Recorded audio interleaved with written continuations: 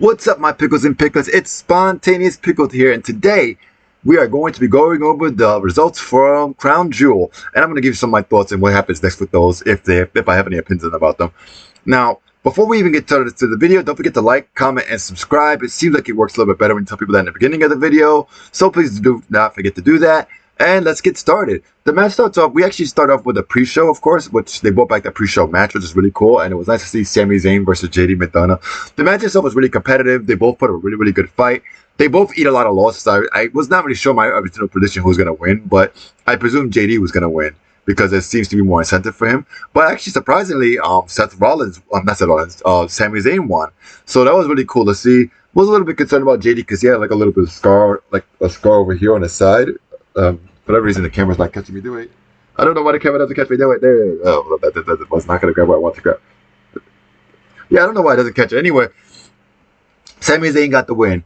And it was also, I think the scar also might have come from this like really weird spot where JD was kind of landing bad when he got like kicked over to the ropes, but I'm not sure. Next up, we have Seth Rollins, and in the main show, we have Seth Rollins versus Drew McIntyre.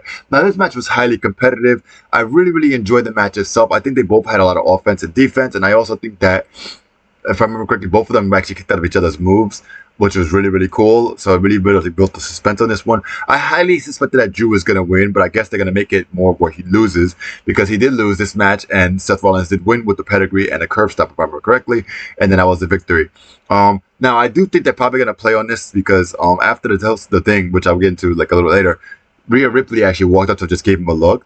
She did a Drew. So obviously I'm thinking Drew, this is not the end of Seth Rollins versus Drew.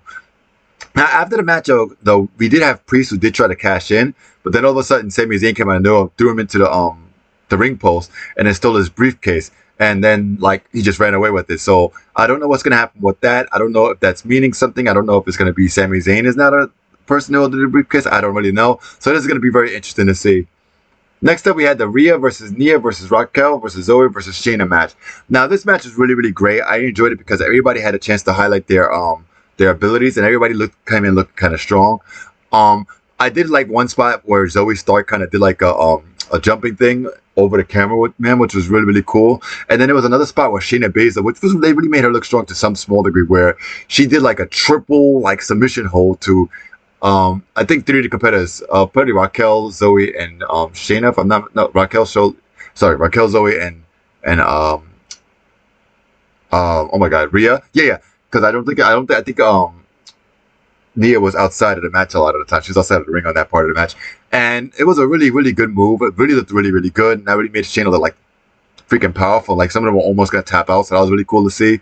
But unfortunately, in the end, for Shayna, she was on the bottom on the floor. And then somebody else, I think Raquel, was on top of her. Then all of a sudden, Nia Jax was on the outside.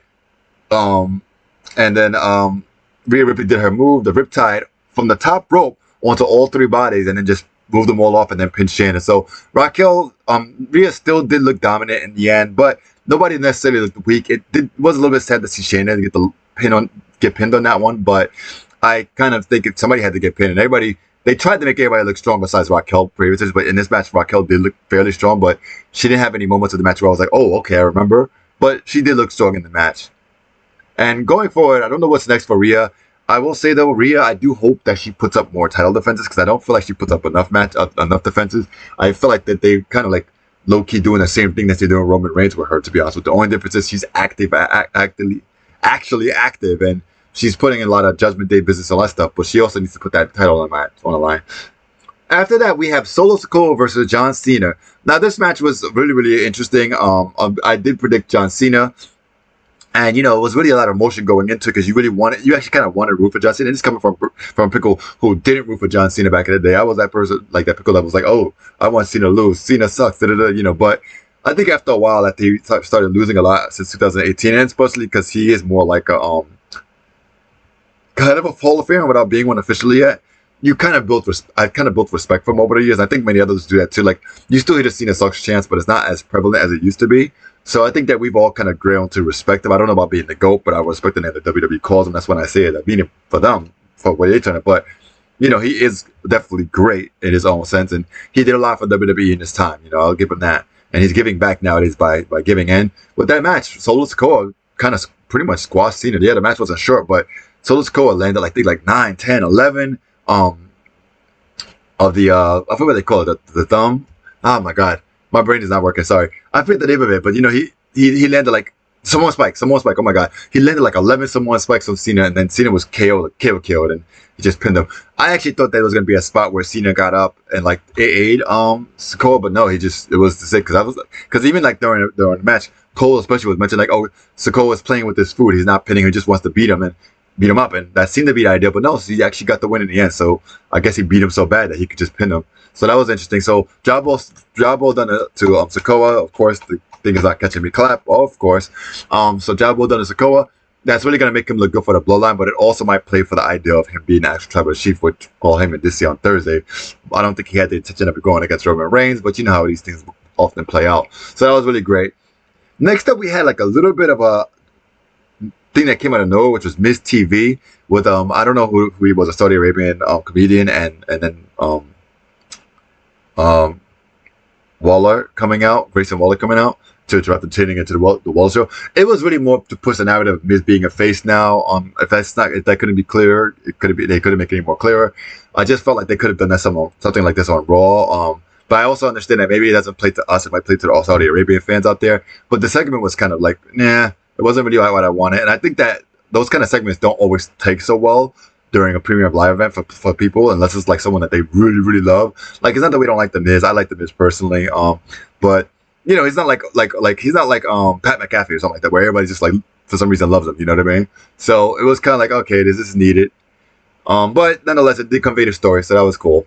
Next up, we have Logan Paul versus Rey Mysterio. Now, for the U.S. title. Now, this match was really highly competitive. There was a really interesting spot where Logan Paul practically saved Mysterio's life. At the end of the match, though, Logan Paul was going to try to don the brass knuckles, but then Santos Escobar was a random guy, and Santos Escobar stopped the guy. However, Santos Escobar was focused on the guy, and he put the brass knuckles right onto the ring. He was just like, bloop, like, and that really looked like it was kind of on purpose, but seeming like an accident. So after that, Logan Paul put him on. Rey Mysterio did a 619, and he was going to do the jump. I forgot what they call it. Actually, like some kind of like California name or something like that. And then Logan Paul nailed him with the knuckles, and got the win, and he's now U.S. champion. Now, there's two things I think. I think this is good because Logan Paul, I think, will do a lot more for the title than Rey Mysterio did. Rey Mysterio didn't really need that title. I think they should have given it to Escobar, to be honest with you. But I do think that Logan Paul will give the title more exposure before having it on the show, sticking it out. And he's obviously a huge social media presence, so people who don't know WWE will see the title and be like, what is that? And then he'll talk about it, and then his fans will come over to there. So it's always good to have an audience that will transition to other products. So I think that's really good for WWE and the US title. Now, I also do believe that there is something on that, which I hope I remember to get back to in the end of the video, but I will if I remember. Now, in regards to Rey Mysterio, I think this is going to play into the Santos Escobar turn. I guess they're going to go with that after all, because that was a little bit too suspicious for them not to address that. So I'm guessing on SmackDown, that's going to be something that's going to come up between Rey Mysterio and Santos Escobar, and that's going to cause some tension between them. And then they're going to have a match eventually, and Santos is going to become heel, maybe even the whole entire LWO, which might be good because like other than Fantasma, I don't know that's what they call the entire group, or the Joaquin Wild and the other one. I can't even remember if I remember their name, but they're not getting anything done with LWO. So I think that just cruise the tower. So they could use some more exposure. So it might be. I'm not the type of person I think everybody should turn heel, but I do think in this case it might be warranted just for those two guys, to be honest with you. And Santos Escobar is kind of a nice face. It's nice seeing him in a face, but you know, I think that it will benefit the overall the two guys. And Santos Escobar is okay as a heel too. Like being a face only elevated him a little bit, not a lot. So yeah, I think that it would be nice to see them go as a heel in this case. I'm looking at it more from the perspective of how it benefits the wrestler and the overall product, and I think it works better that way. Next up, we have Io Sky versus Bianca Belair. Now, I'm going to be honest with you. I don't know if it was because I was tired or something, but this pay-per-view was rather long. I gotta say, longer than some of the previous ones. Now, before I even get started, I also wanted to mention that Rhea had a very interesting entrance. Everybody else kind of had the entrance cut short because Rhea had an entrance with like about the Saudi Arabian men coming out in Saudi traditional garbs, and it was like almost like a Undertaker level entrance. But I kind of felt bad because all the other wrestlers, the other wrestlers didn't get their shine for their entrances. It was just like they all came in out like almost like a royal, like a like a over the top match during like a Raw or something where they just throw their music on and walk out and that's it. They don't do their special poses or anything like that. Raquel did her small thing, but that was a little bit disappointing because, like I said, I felt like they put more attention on Rhea and it made it very obvious that Rhea's going to win. So I just remembered to bring that up because I just thought about how long the pay-per-view was and well as the women's matches. So I just wanted to bring that up again. So a little bit of backtracking. Now going back to Io Sky versus Bianca Belair. Now, like I said, I don't know what it was about this match, but I'm not saying it was bad because again, I try to be very critical. Like I really try to think very, very hard when I critique these wrestlers because I look at it like this: if I can't do it myself, who am I to judge, right? I can't sit there and be like, "Oh, you suck," blah, blah, blah, blah, blah, blah, blah, because let me tell you something: I get like plucked and I'm knocked out. I'm like I'm gonna go on a pickle. I'm like on the floor. That's it, you know. Like I couldn't do it, and even if I was a real wrestler, like I don't think I had the endurance to hold a match for even more than 3 minutes. So I'll give them a lot of credit, you know. But the thing is, something about this match seemed a little bit off in the beginning of it, like. And like I said, it might have just been me being very tired because this premium live event was a lot longer than I thought it was. And by that time, I was kind of getting worn out. So I was a little bit tired. I'm not going to lie, I dozed off a little bit during the match. And I do apologize to Io and Bianca Belair. I don't think it's anything on their talent. But I just think that the match didn't reach me so much. And I think it's at that point of me being tired, it didn't keep me engaged until Bayley got involved. Once Bayley got involved, looking like a disco ball and stuff like that, she had like a really interesting outfit on. And actually, it's kind of funny, by the way, not to like sound perverse, but I feel like her outfit for this event showed off more than her usual outfits do. So I almost feel like in attempts to cover up, right? Because I believe Saudi Arabia has some kind of stuff about women not being able to show skin, which is kind of, I don't know what it, I'm not going to, I'm giving opinions myself on that one. But the funny thing is that if it's to be not sexually expose themselves, I'm going to look more sexual. I will say Bayley failed at that. She looked better in this outfit than she does in her usual stuff. So I don't know. It was kind of like, huh. You know, was that really, would that go the way she wanted to? But nonetheless, she tried to interfere a few times. But to no avail. Bianca Belair was just pretty much kicking her butt every time at every end. She did get the win, but then obviously the distraction from Bayley helped with the interrupting the ref for the 3 count. But we all know that if the ref was looking, she would have kicked out, right? That's the story plan. But anyway, after a while, all of a sudden somebody came out from behind and like attacked Bianca Belair. At first, I thought it was a Dakota Kai, but I was like, Dakota Kai hasn't really been engaging in any form of physicality. Because I mean, I know she's injured, but she could throw a punch, right? But actually, when the camera came out, it was Kairi Sane, and I really like that she's back. Did not watch WWE when she was there, but I do know her from watching Stardom. I think a lot of people don't know where she's from. She's actually from Stardom, not New Japan. A lot of people get that confused.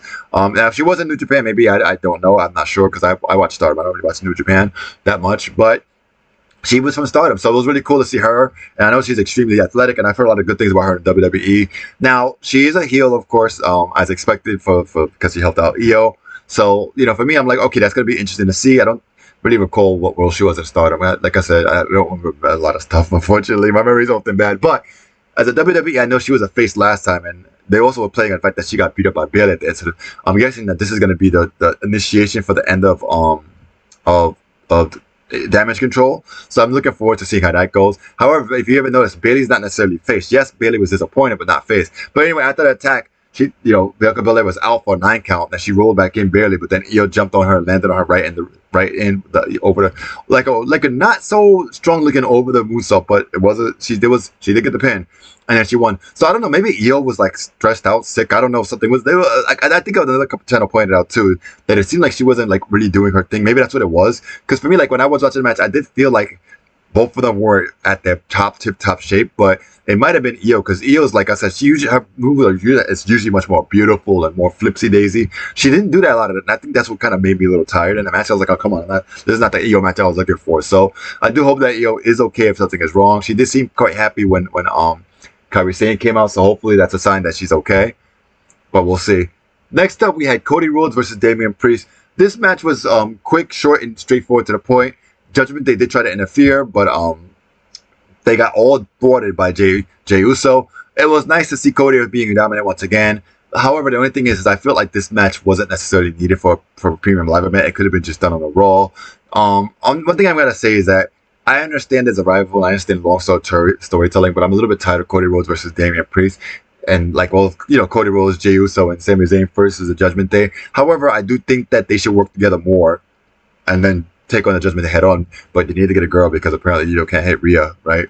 You know, Rhea's strong. I do think she can give her a lot of credit, but I do want them to make it even where it's a female that can fight her back, like kind of like what the OC did with Michan, even though that didn't go so well. But nonetheless, this match I don't really see how it pushed anything forward. To be honest with you, like I just didn't see the story point of it besides making Cody Rhodes look dominant and more like filler content. I feel like they could have went without this match. So yeah, I'm not sure where they're gonna go with that. I'm guessing that they're still gonna start pushing the thing on Priest leaving, because there was a point where I saw on WWE's Instagram. I am somewhat following social media, but not all. I only watch like follow the main things, because once you follow anybody, you start getting too many spoilers. And I'm chronically online, unfortunately, when it comes to social media. So and keep in mind where I live, I watch this stuff a little later. So yeah. Anyway, it seems like Rhea was celebrating and Priest was kind of unhappy, and he was focused on getting his briefcase back. So I'm guessing if anything, they're gonna play on that. So I'm looking forward to see where that goes. Last but not least, we had Roman Reigns versus LA Knight, and that was a good match. I really like this match. Unfortunate result was LA Knight lost, as super expected. Roman Reigns gonna run off into the sunset for 2-3 months or whatever, and then it was just like, okay. Now I really think that LA Knight did look dominant in this match. I think once Jimmy came out, he became too focused on Jimmy, which cost him the match. So it did make him still lose looking strong. However, I do think that really does suck not to see LA Knight win. But I also do think that this plays into the Logan Paul being a U.S. champion, because I don't know if you guys remember, LA Knight and Logan Paul did have a little bit of some beef back in the day, like not too long ago, a few months back, 2-3 months ago, whatever I think it was. So I'm thinking, but like around the time Logan was getting ready to face Ricochet for Money in Bank. So I'm guessing they're going to play on that now. And it doesn't make sense for LA Knight to win the U.S. title before he wins the Undisputed Universal Championship. However, it would have been nice. And I do think that WWE needs to be a little bit better. Don't get me wrong, this premium live event, I think everybody, I got Sami Zayn wrong, I got Seth Rollins versus Drew wrong, I got Rhea right, I got Solo wrong, I got Logan Paul right, I got Io Sky right, I got Cody Rhodes right, and Roman Reigns right. So I got most of it right. And that's bad. Now, I do like that it's harder to predict some of these premium live events than during the Vince era. But the thing is, with Triple H's reign, I like Triple H's reign. And I love what he's doing. But there were just like anything, and I'm not here to be critical because I couldn't do better myself. But I'm just gonna say my 2 cents, of course. But I'm not gonna be rude and like, oh, you suck, because I don't think that's not that. I don't think that's right. In my opinion, though, the creativity could be a little bit more variant, as I mentioned in the other video. Like some stories could be short, some stories could be long. Like with Triple H, just like they pause, like go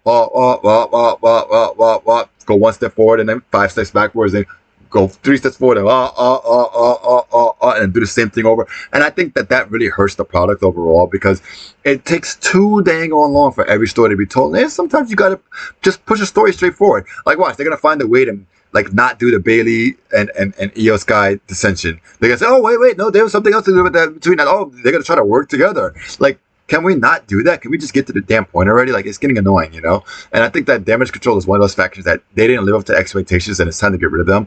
And with Judgment Day, they are strong factions. I don't think they should get rid of them, but I think that they should get Priest out if they're gonna do it already, and let JD join. We don't need to keep going on that, And unlike with the LA Knight thing, I do understand getting him a smaller title. I do, but like I said, it would be nice to sometimes have the element of surprise. Because like I said in the other video, Roman Reigns didn't need to win that match. He could have lost it, and then he could have just won it back at the Royal Rumble or something. I don't know. Like, I understand Cody has to finish the story. And that's one of the problems, is that they plan this stuff way too far in advance. But which is, yes, you would think it's good, right? But then, try to make more variance in it. Like, I know there's a bigger deal if Cody breaks the streak. Like, when he gets that big win, it's going to be a bigger deal. But it would have really made headlines if LA Knight won last night. Like, it would have been like, oh my gosh, LA Knight defies all odds and beats Roman Reigns. Like, that would have been amazing.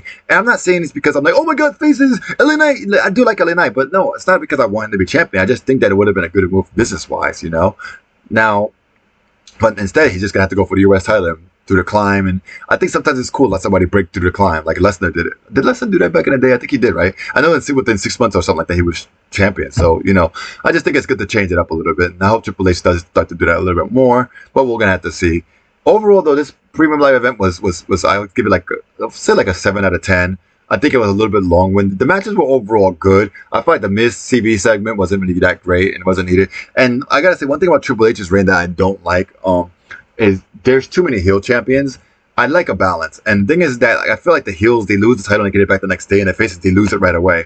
And I think that we need to balance. And that's why, like, when I see a lot of channels and saying, oh, I'm so mad Seth Rollins won, I'm like, give the guy some credit. Like, let's have one freaking dominant face champion. I understand we don't want to run another Roman Reigns, but at least he's active. At least he's active. Like, that's the thing that gets me. Like, a lot of people are always everything about, and I like heels, but actually a lot of like the other YouTube channels I watch are actually turning me into a face lover because of the fact that I feel like they're too into the heels, where it's just like everything has to go the heels way. And I like the heels winning, but I like also seeing a good home, like a feel-good moment too. Like, it would have been nice to give like Saudi Arabia a feel-good moment as well, even though we know there's sports washing, of course. But, you know, it's not the fans' fault, right? Like, give them a feel-good moment, you know? Like, I don't know. I just feel like we can't always give heels all the championships. We can't turn everybody heel. We can't be, you know, because everybody's like, oh, they're so excited with a heel turn, but then when it's a face turn, they're like, like, some face turns are bad, don't get me wrong, yes, but like, we do need to have face turns and heel turns. It can't always be heel turn, heel champion, heel holds title for 20 years, face turn, boo, face champion. Oh, they only hold it for like a week or two. Oh no, we need to. And if they hold it for like a month, oh, this is too long. I'm getting tired of it. Oh, I'm tired of it. Like, yo, chill. Like, let's have some variety, people. Come on, like, let's not be so like one dimensional. To be honest with you, like, come on, like, you know, the only thing I see to agree with the consensus with the I will say the what do they call it, the IWC, I think they call it, Internet Wrestling Community, is that we all want LA Knight to win, and that's cool. But I mean, let's not only cheer on heel turns. Like, for instance, I like seeing heel turns too, but I think that sometimes it's warranted. But like, for instance, I'm going to give you a hot take. I think Austin Theory should turn face. He's got a very face move, almost remind me a little bit like he almost like superhero-esque, not like Hurricane superhero-esque, but kind of superhero-esque, but not in like a real superhero way. So his moves do look like they can be a face thing, and I think he could actually pull it off as a face if they work on his promo work. But you know, that's my opinion. But the thing is that like, I think that we have to have variety, but that's just my opinion. There's no shade to anyone else or particular channels. I do understand the consensus, but I do think that it's okay to cheer for faces sometimes too, even though I like heels personally, because I do feel like, especially in the McMahon era, there was always mostly face champion. Let's be honest. They did have dominant heels, of course, but for the most part, during the McMahon was when he preferred to have faces champion. Now Triple H prefers to have heels champion. But I think there's too many heel champions now, and they're too long. And things when I like, for instance, when Trick Williams won the title back, right, from Dominic, he lost it like the next week. It was just like, okay, come on, like that kind of low key annoyed me. And like, Rey Mysterio's reign, it was yes, I agree, it was a little bit too long than needed for him because he didn't really elevate the title in any way. But at the same time, like, it wasn't long. Seth Rollins, I think I wouldn't mind him being champion for a year or two, but I do believe that it's good for his health wise to take the time off and retire. And yes, I wanted Drew to win, but I'm not like disappointed. Oh my God, I'm tired of Seth Rollins. No. I appreciate Seth Rollins, and I'm just going to give him a lot of credit. I'm giving the credit where it's due because he deserves it. Anyway, with that, guys, Pickles and Picklets, I'm going to finish this video. I rambled on a lot. I think it was kind of cool to do a ramble video about wrestling. I think I don't do that often enough, so I do hope that you guys enjoyed it. I didn't really do the whole picturesque thing. I just kept it simple and straightforward. But anyway, if you guys did enjoy this video, please do not forget to like, comment, and subscribe. And I'll definitely see you guys soon. And by the way, there was a new subscriber. I really appreciate you. I don't know who it was, but I do want to thank you for subscribing to my video. You know, obviously this channel is growing very slow at the moment, so I did go from 4 to 5, so I really do appreciate that. Thank you so very much, and I do hope you enjoy my content. Sorry I don't do so often, but like I said, if I start seeing more interactions, I'll start doing more wrestling videos and go back a little bit more to maybe this style of review where I just review the program itself and then give my thoughts and comments. But let me know what you guys think in the comments down below. And once again, guys, Spontaneous Pickles gonna head out of here. See ya!